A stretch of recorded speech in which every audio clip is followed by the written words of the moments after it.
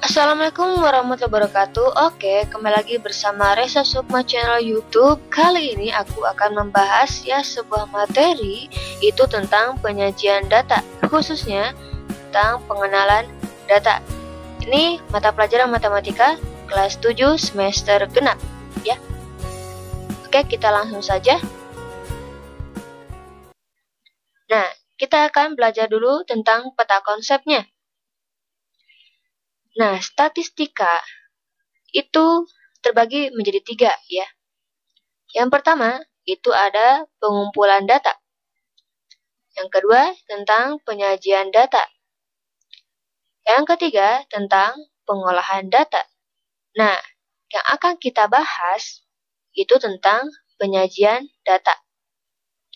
Penyajian data ini itu ada 2. Ada yang berbentuknya diagram dan juga tabel.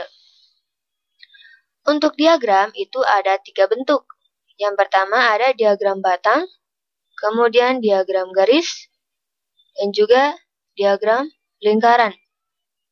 Nah, sebelum kita membahas semua itu, kita harus tahu dulu apa itu data ya. Jadi kita akan mengenal dulu data. Kata data berasal dari bahasa Inggris, bersifat majemuk. Loh, kenapa bersifat majemuk? Ada istilah lain dalam data, yaitu datum. Datum adalah keterangan atau informasi yang diperoleh dari suatu objek atau kejadian atau narasumber. Sedangkan data adalah kumpulan dari datum. Jadi kumpulan datum-datum ini itu membentuk data. Nah, untuk lebih jelasnya, bagaimana sih cara untuk mengumpulkan data-data itu? Yang pertama ada menggunakan wawancara atau interview. Nah, wawancara ini itu cara mengumpulkan data dengan mengajukan pertanyaan secara langsung kepada narasumber. Jadi, kita itu bertanya kepada orang tersebut, misalnya tentang anak-anak ketika di sekolah seperti apa, yang kita bertanya kepada gurunya langsung. Atau misalnya ada suatu bencana alam, kita tanya orang langsung di sana ya sebagai saksinya. Jadi benar-benar kita langsung tanya orangnya. Kemudian kita catat hasil wawancaranya itu.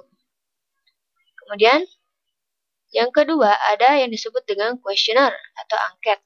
Nah, ini merupakan cara mengumpulkan data dengan mengirim daftar pertanyaan kepada narasumber.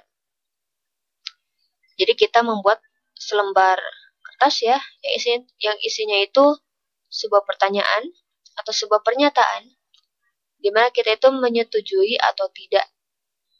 Misalkan ada sebuah pernyataan, kemudian kita isi bisa puas, agak puas, puas, atau tidak puas. Ataukah misalnya ada pernyataan, kemudian kita pilih ya atau tidak. Nanti kita akan menginput semua hasil narasumber. Jadi bukan lagi secara langsung ya. Nah, kemudian yang ketiga, yaitu observasi atau pengamatan. Yaitu cara mengumpulkan data dengan mengamati objek atau kejadian.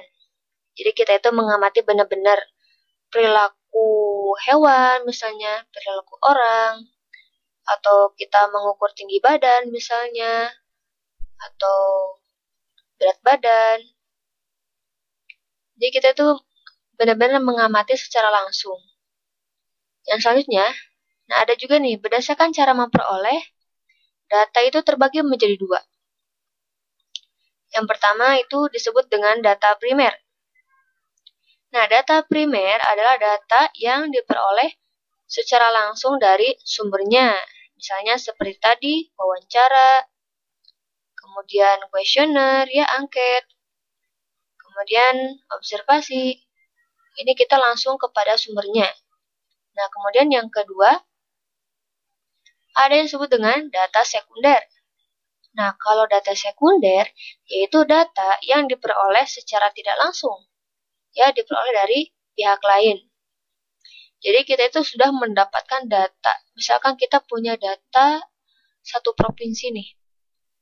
Kita kan nggak mungkin itu kita bertanya satu orang satu persatu seprovinsi. Ya, kita dapatkan data provinsinya itu dari berbagai data kabupaten. Nah, dari kabupatennya itu diambil dari kecamatan gitu. Jadi kita gak satu-satu.